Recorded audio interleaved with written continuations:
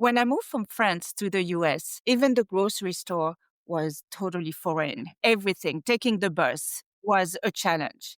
You don't realize how much identity lives in your everyday rituals until they're gone. Our guest today, Rosamaria Mancini, lived that twice, leaving New York for Italy, then Germany. Her memoir, SOS Podcast, explores motherhood, loneliness, identity shifts, and how podcasts became her lifeline to connection.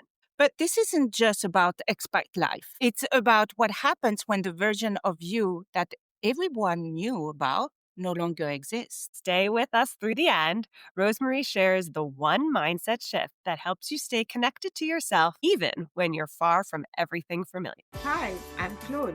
And I'm Jess. We are corporate employees by day, entrepreneurs by night, and work besties for life. Join us as we explore how work besties lift each other up, laugh through the chaos, and thrive together in every industry. Work besties! Hi, Rosa Maria. How are you? Hey there. I'm good. Thanks so much for having me on your podcast today. So happy to have you first. Where are you calling from? From Germany. I live on the west side of Germany. I'm on the Dutch-Belgian border, which is a great actually location to be because if you drive 15 minutes one way, you're in the Netherlands, and if I drive 15 minutes the other way, I'm actually in Belgium. So it's pretty strategic in terms of locations. That is great. So you moved to Italy, you moved to Germany. When was that moment that you realized you were an expat? When I moved to Italy, I actually thought I was just going to Italy for a year because I went to Italy for work, which is not something that people often really do because Italy doesn't have the highest of like employment rates. But I ended up getting a great job. It was a reporting job. And I thought I was going to stay a year. And then I ended up meeting someone who I later married. After I got into this serious relationship, I realized that I'm probably not going home again. And that's when I started to feel like an expat. But the interesting part was that my Americanness started to really come out when I was in Italy. In New York, I was very Italian, or at least I thought I was very Italian. But then when I went to Italy, I was like, I'm so not Italian. I have an Italian name. And I speak Italian, but the things I was doing were quite different from what an Italian might actually do. So then I really felt like an expat. In which point? Well, I wasn't very patient in terms of like services wise. I couldn't understand why there were 50 people in front of me online at the post office. When I first moved, I would go and complain. I would go to the director and be like, is this possible that there's 50 people in front of me? And he would turn around and he said, Signorina, questa è l'Italia, like this is Italy. I mean, of course there's 50 people in front of you and it's lunchtime. So what do you expect? So those things I was just really surprised about. But stuff like that, I wasn't very patient. I had that New York fast pace, which I was used to, which in Italy is the complete opposite, even in a big city like Rome, which was where I lived. The first few times I went to the supermarket, I was waiting for the cashier to pack all the grocery. Did you do that? And they look at you because we are supposed to be the one doing it. Yes, that happened to me too. I was like, why? I mean, are you going to ask me paper or plastic? And they were like, no. Are you And they going to pack everything? exactly. You're not doing anything. So yeah, and they're so like I always laughed at the point that they actually in Europe they sit down when they bag groceries. While they check groceries out, the cashier is actually sitting. While in the US, I mean, they were just standing up and really moving quickly. And I mean, they do move quickly here, at least in Germany, but they sit. And I'm like, oh my God, they're sitting. How weird is that? They're completely different. Such Yes. minor things, but Yeah, it's like but it very makes a big different. difference. Yeah, for sure. Rosemary, you made a comment about how coming from the US, you noticed the differences between, say, patience and waiting. Were there any other things that you noticed that you then had to figure out ways to change within yourself? Yeah, absolutely. I moved a little outside of the city of Rome, and I would take the train into Rome every day. But there were constant, like every day was a delay. Every single day, they would explain that it was a delay because the train was not prepared.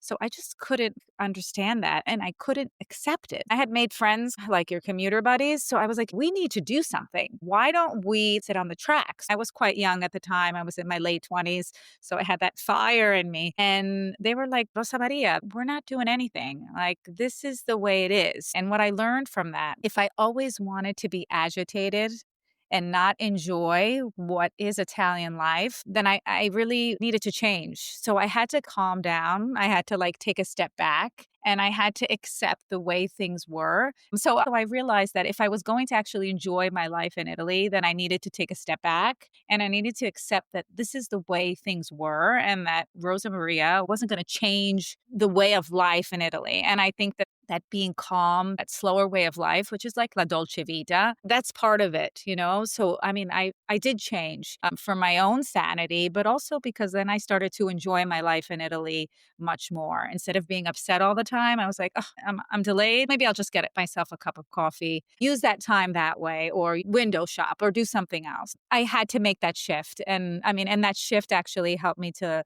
live a more peaceful and happy life. So it was important. Yes, absolutely. But it did take a while, I have to say. It wasn't automatic. It took some time before I realized that I needed to shift. And most likely, I'm sure you had to change again when you went to Germany because, again, it's two different countries, two different way of living. One is very Mediterranean and the other one is more straight. So did Exactly. you also had to now to change your Italian way of living Hmm. to now adapt to the German way of living? Exactly, exactly. So yeah, just about at the time where I had kind of found my peace in Italy, I ended up later moving to Germany. And like you said, I mean, the Germans are not like the Italians at all. They are very rule oriented.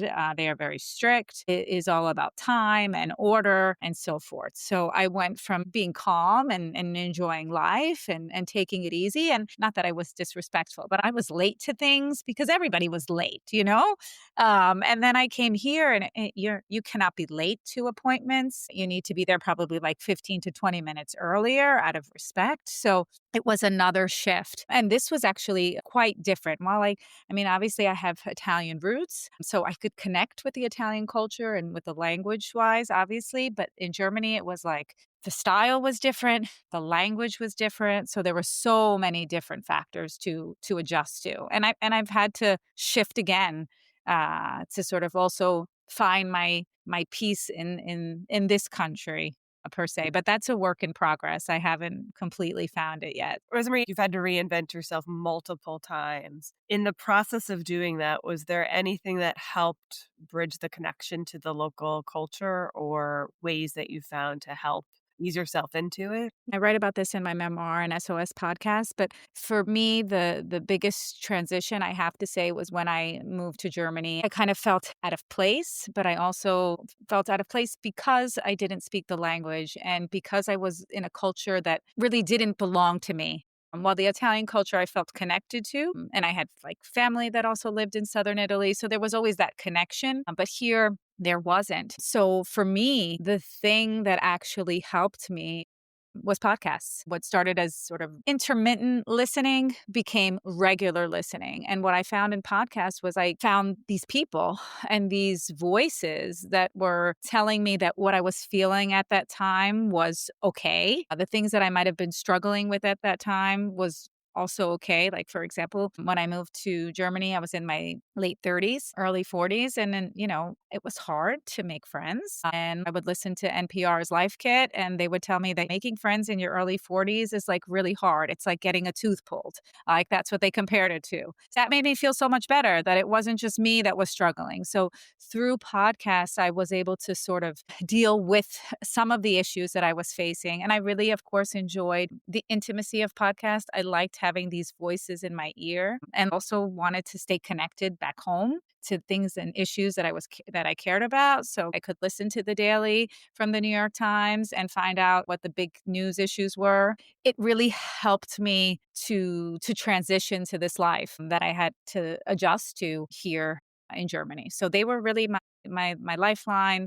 They really saved me because I was kind of by myself. My husband went off to work. My daughter went to school. And then it was me. And I was like, what do I do with myself? Mhm. Who do I talk to? Yeah. So I had my podcast library. I could pick and choose what I wanted to listen to. What was it that caused you to become so connected to these podcasts? Well, I think the things that I was going through at the time actually helped me. Like at one point when I moved to Germany, I would say less than a year later, I ended up getting pregnant with my second child. So I needed to, I had obviously experience from a first child. The world changes and things change. Like I turned to a lot of like pregnancy podcasts to sort of help me with the different moments that I was going through. At the same time, I was listening to a lot of parenting podcasts to help me with my daughter. I always was wondering. I did a lot of listening about like bilingualism. So I really wanted to make sure that my daughter spoke English. Of course, she spoke Italian, but she was little. And then, of course, they speak German. So I was worried at first that my kids they're learning too many languages. But after I listened to podcasts, they were like, no, they're sponges. Fine. It's the Don't best. worry about it. It's all for the better. So it was really about helping me get through those different moments. And I'm a bit of a news junkie. So I really like news podcasts. I want to know what's going on in the world. And that would always help me, especially when you live in a place that is not, um, New York is the center of, at least for me, is part of like what we would consider the center of the world. I live in a rural town. It's in the middle of nowhere. It's strategically located, but we have bison up the block. People have chickens in there. I've obviously come to appreciate it and it offers a nice quality of life, but it doesn't help me to stay connected with what's going on. So podcasts were filling that void for me and they still fill that void for me. You're able to find your niche in your community without having to physically walk out the door to get it from everybody. Exactly, which is It's so great. funny how you're saying, the difference with the culture with Italy and Germany. My cousin actually lived for years in the Netherlands. He was working for the UN, and he married a Italian woman, and she moved to Netherlands, and she also had a very, very hard time because, again, it's two different, completely different culture. Yeah. Yeah, it's completely different. Even the weather is really challenging. New York is very cold in the winter. I know my New York winters, but the sun shines, right?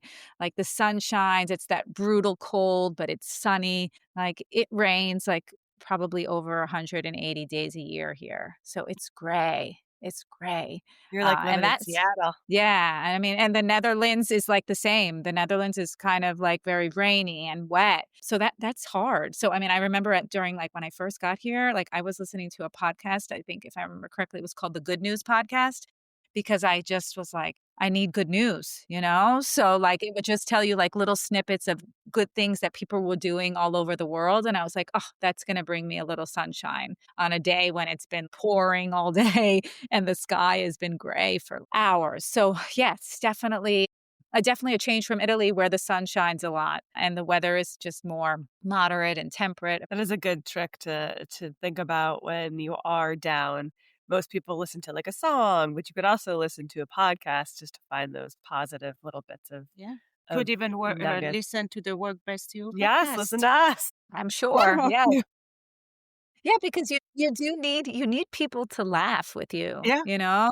Laughter is also infectious. If you see other people having a good time, you have it with them, you know? Yeah, Yeah. it's contagious, exactly. They always say the best way to turn discomfort into some type of connection is laughter. Laughter with Mhm. people will always find that. Rosemary, so you have rebuilt your identity multiple times. I was wondering if you would share with us as your career framework changed in your life, as you jumped from country to country, knowing you probably had ideas of what success for your life would be. How did you reframe success for yourself? That's a good question. When I moved to Italy, I was really career focused. I was just there to work and do what I needed to do and then go back to New York and advance in my career as a journalist. And when I stayed in Italy, that obviously changed things a lot. And I had to sort of deal with the decision of putting my career and my idea for what my career was going to be second and also in a different place because Rome is fantastic, but it is not New York in terms of opportunities for journalists and also English speaking journalists. I speak Italian, but I am not most fluent in terms of writing Italian. I wouldn't be able to work for an Italian news organization in that sense. So what did I do? I thought about how I could actually change and reinvent myself. And so I moved into communications. And so still in the area of journalism, but I moved into communications and I was really lucky. I worked in the Vatican's press office, which was amazing. I worked when Pope Benedict was Pope. So that's in the 2008, 2009, that period. So I got this fantastic opportunity through my journalism contacts to work in the press office there. And I did that. And I actually loved it because it was amazing. And I also realized that it afforded me more of a life than the career that I was having in journalism, which was high stress. There's a 24-hour news cycle, so I was always on call. And while the communications in the Vatican was highly sensitive, it's not a news organization. So it offered me an opportunity to actually be calmer while also having career. So in essence, I from something that I thought was going to be a negative, it actually turned out to be a positive. So I realized I could work in communications and still be satisfied doing it in this other way. So that's what I did when I was in Italy. And then when I moved to Germany, I had to leave all of that, which was really hard, I have to say. And you make these sacrifices for your partner. But my husband's job took precedence. He was in the Air Force. So we had to basically come. We had a choice. So we came and there I was. I had left my great gig at the Vatican and I'm like, what am I going to do here? So as I was walking around, I did walk a lot when I first got here because German people walk. I don't know where they're going. They really don't have a destination, but they just walk around. They like to walk. I think Kind they of New Like Yorker in New ask. York I was gonna too. say Yeah. we walk around and stand in lines and don't even know what the lines are for. Okay, well then see you see there are similarities. I didn't know that. So they walk a lot. I would notice that they were just always walking around and around. So I was like, I'm going to do that too, and I would stick my earbuds in and do that. But while I was walking around, I thought like maybe I'll use my time here to get a PhD. So I signed up for a PhD program. I'll do this during the time that I'm going to be here because we had originally planned to only be in Germany for 4 years. So I said I'll get a PhD, but I was also not a young student, and at the time I had a child and I was pregnant with my second. So it wasn't the easiest situation to be in. I thought, like, what better place to do this while I'm waiting out this period when my husband will then get sent back to Rome. So that's what I did when I was here. And again, like, changing it up a bit, thinking that when I'm finished, it'll open up some other opportunity for me, but at least I'll be doing something constructive and actually quite challenging because it was really probably one of the hardest things I've ever done in my life. I didn't realize it was that hard, to be honest with you. I was like, oh, I'll just get a PhD. And then I was like, oh my God, this is like torturous, really put my strength of will to the test. Because at one point I was like, I don't know if I'm going to make it through. It was hard. But again, I reinvented myself and was like, all right, I'll do this. So that's what I did when I first moved to Germany. You wrote the SOS podcast. Where did that fit into this whole Yeah, cycle? so that was my PhD project. Okay. So I got a PhD in creative writing. So I had originally I was really interested in podcasts and I thought I was going to study them from an academic perspective and a journalism perspective. But then I started talking to my tutors at the university about how I was using them to help myself through this moment that I was living through. And they're like, well, why don't you just write about that? Because that's really interesting. So then that's what I did. So I turned my PhD studies, at least the creative part is the memoir, is the book, and then I had to do a whole academic dissertation part on, studying podcasts and how they're used. That's how the book came about. It's the result of my PhD studies, which I thought I would be done with in 3 years, but it actually took 6.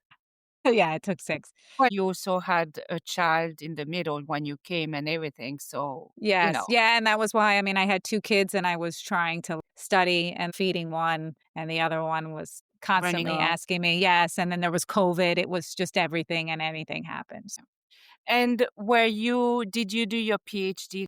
I got my PhD at Swansea University, which is in Wales. I'm in the UK. So I would go to the UK just probably about once a year to check in with my tutors and see them. But the most of it was online. I have to say that like that was the thing I missed a lot, having this sort of social network. Yeah.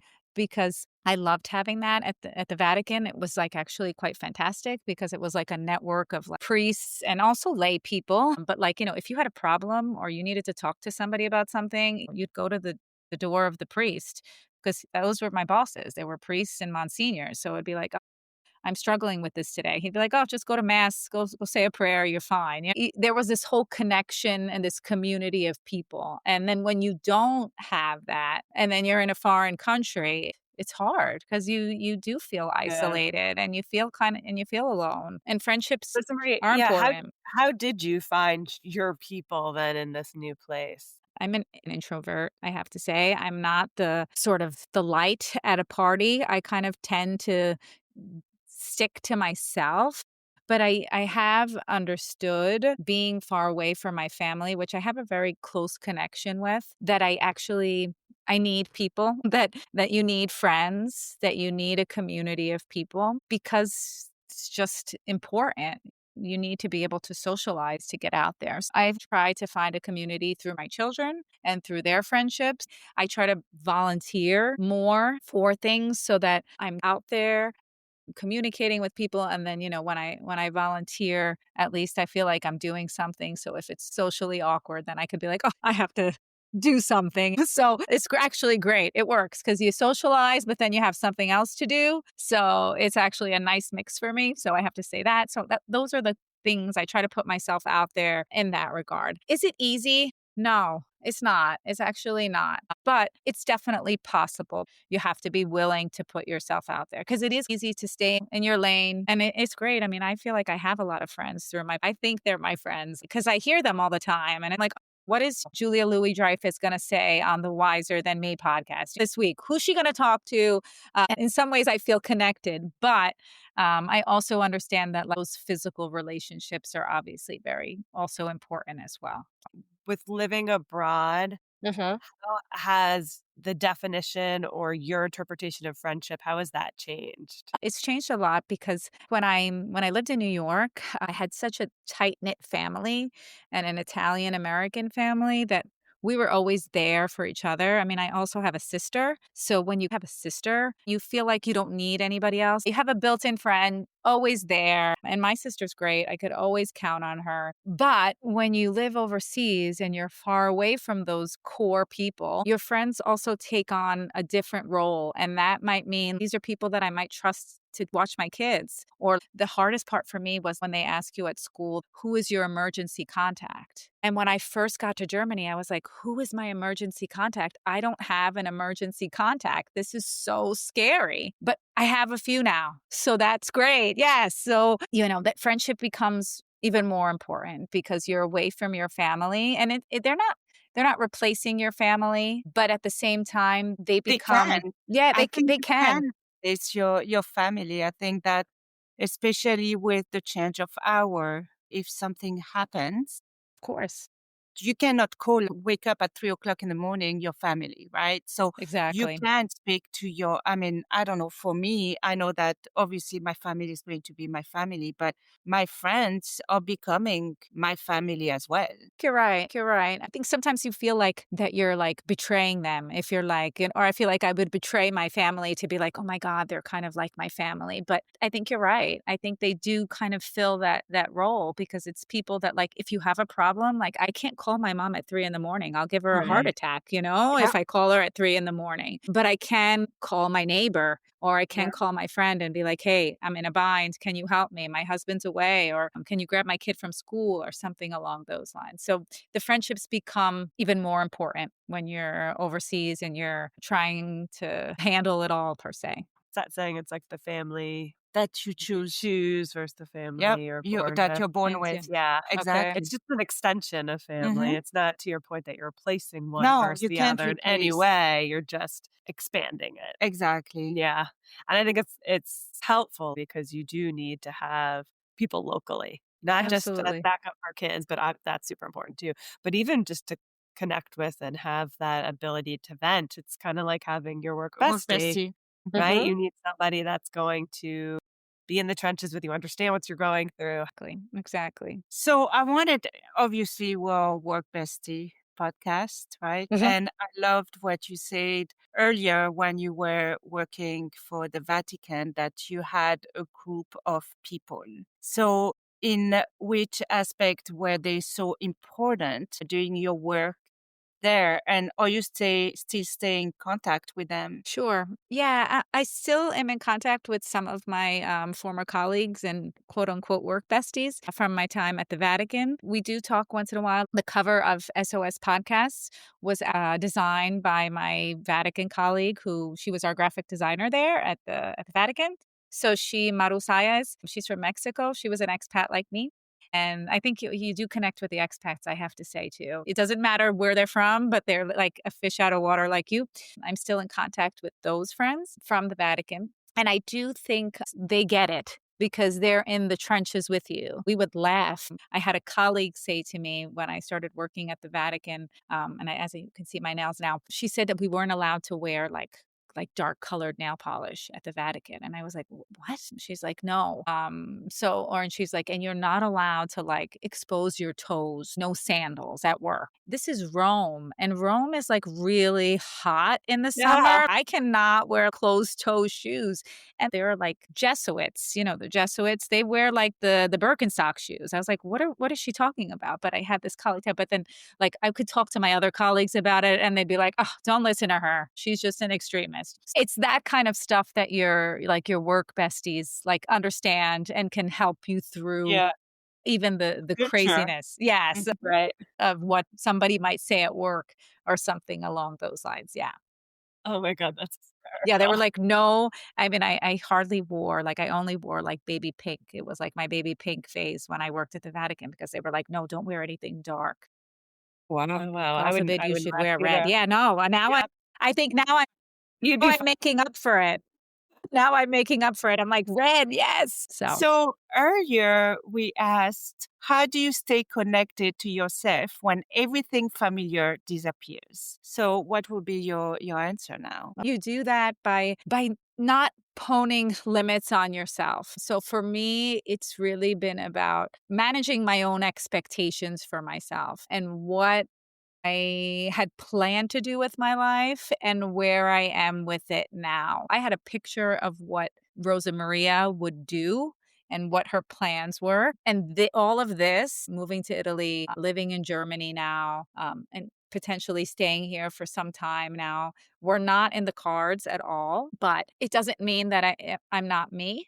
It just means that my path has taken a different turn, but that I'm still on my path. And, I haven't met my own expectations for what I had planned for myself, but I have carved out a new path for myself at a different stage in my life. What I planned is not what happened, but I'm still Rosa Maria and I'm still like ambitious and want to do great things. I'm just doing them a little differently and at a different stage. And that's okay. That's how you remain true to yourself by keeping at your goals, even if they change along the way. But just keep at it and knowing that there is a place for you and you can make your mark. But you also have to be happy doing it. That's great. And accepting that it went to a different shift. Yeah, it went a different way. If someone told me, oh, you're going to live in Germany, I'd be like, Germany, get out of here. But now I like Germany. It's home for my kids. They love Germany. Their happiness is also my happiness. You find that equilibrium, but it's work.